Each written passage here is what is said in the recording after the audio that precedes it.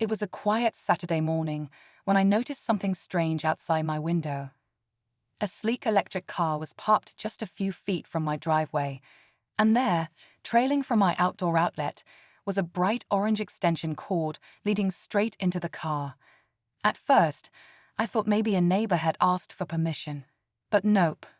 I walked out, and that's when I met Asterisk her Asterisk. You know the type, overconfident, entitled, acting like my front yard was a public charging station. She barely looked up when I asked what she was doing. "It's just a bit of electricity," she said, waving me off like I was the one being rude. I could have argued. I could have unplugged it. But instead, I got creative. I remembered an old treadmill sitting in my garage and had an idea that was just too good to pass up. What if I made her free charge a little more asterisk earned asterisk? So I rigged the outlet to run through the treadmill. If she wanted power, someone was going to have to walk for it. She had no clue what was coming. But things didn't exactly go the way I planned. Let's just say this little stunt turned into a whole neighborhood spectacle, and that's when things really started to spiral. You're not gonna believe what happened next.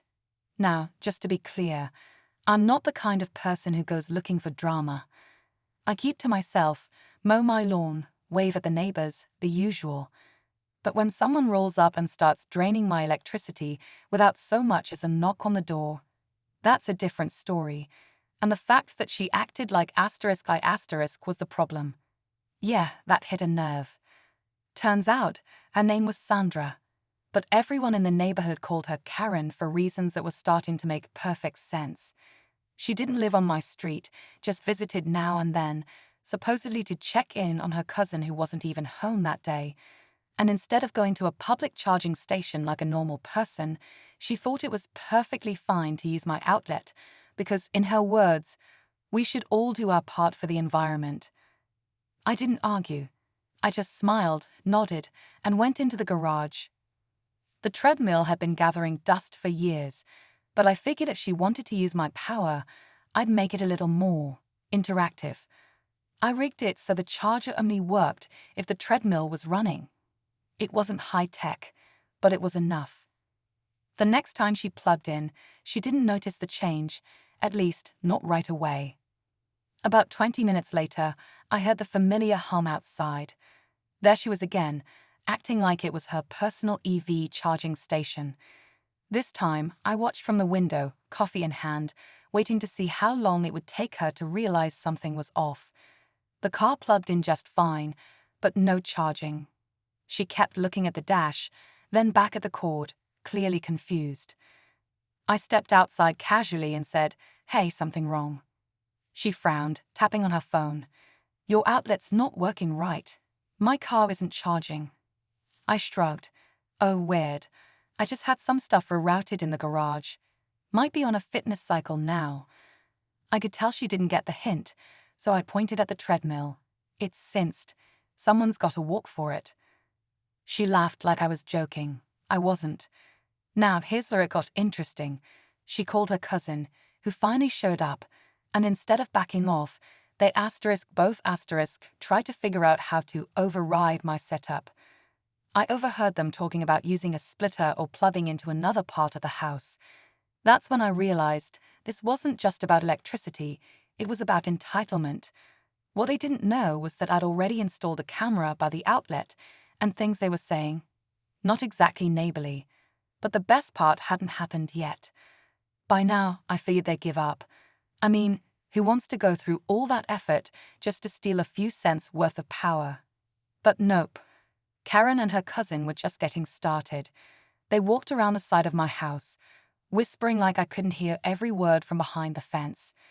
One of them even pulled out a multi-outlet adapter, like they were trying to bypass my treadmill setup altogether. Inside, I watched it all unfold on the camera feed, heart beating just a little faster. I wasn't scared, more like shocked at how far someone would go to take something they didn't ask for. At this point, it wasn't about charging a car. It was about control. I stepped outside again, just in time to catch the cousin crouched down by my second outlet, clearly about to plug in. "Need help with something?" I asked, trying to keep my voice even. They both jumped. Karen tried to play it cool, waving me off again. It's just a temporary thing, no need to be dramatic. Dramatic. I hadn't even started. That's when I let them know, calmly, but clearly, that everything they were doing was being recorded.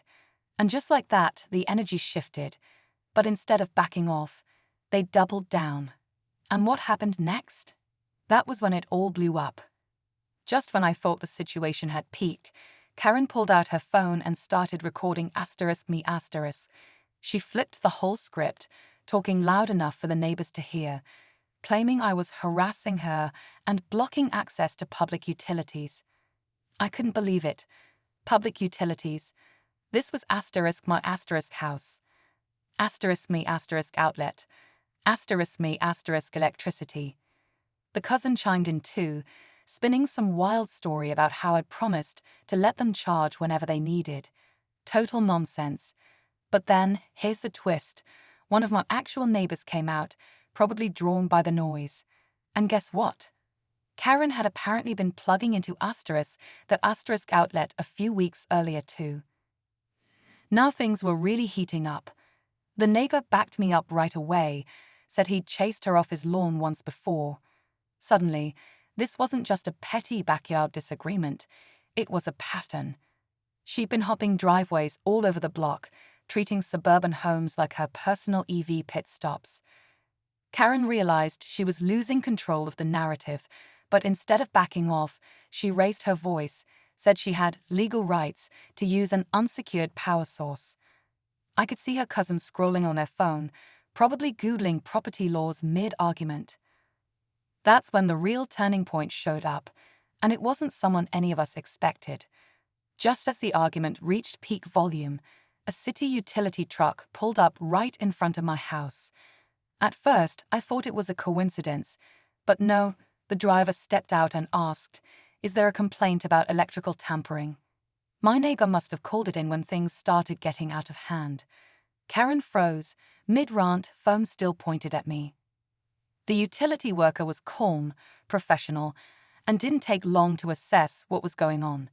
He checked the outlet, looked over at the treadmill rig, raised an eyebrow, and then turned to Karen. "Ma'am, this is private property. You're not authorized to pull power from someone else's home. Doesn't matter if the outlet is outside." Karen tried to argue. Of course she did, but her confidence cracked when the utility guy asked for her name and ID for the report. Her cousin stepped back, suddenly quiet. The whole energy shifted. They knew they were caught. Then came the twist. As the utility guy walked back to his truck, he turned to me and said, "Funny thing. We had a few complaints lately about unauthorized EV charging. Same car, different streets." Turns out, Karen had been making her rounds in more neighborhoods than just ours. This wasn't just a one-off, it was part of her routine. And this time, she'd picked the wrong driveway. After the utility guy left, things got real quiet. Karen didn't have much to say anymore. Her cousin mumbled something about just trying to help the environment, but even she didn't sound convinced. Without another word, they unplugged the car, coiled up the cord, and drove off without so much as a glance back. That was the last time I saw them on my street. A few days later, a neighbor told me someone matching Karen's description had been spotted arguing with a store manager at a nearby mall parking lot. Something about charging privileges again. So yeah, she didn't change, but at least our block got some peace. As for me, I unhooked the treadmill, patched the outlet, and added a lock-in cover just to be safe. I'm all for helping people out when they ask, but there's a line, and Karen sprinted right past it. The whole situation made me realize how small things, like an outdoor outlet, can turn into something wild when entitlement gets involved. It wasn't about the electricity, it was about respect. So, if you're ever wondering whether to speak up when something feels off, do it. You don't need to cause a scene. Just stay calm, get creative if you have to, and always know your boundaries. Trust me, your driveway isn't a free EV charging station.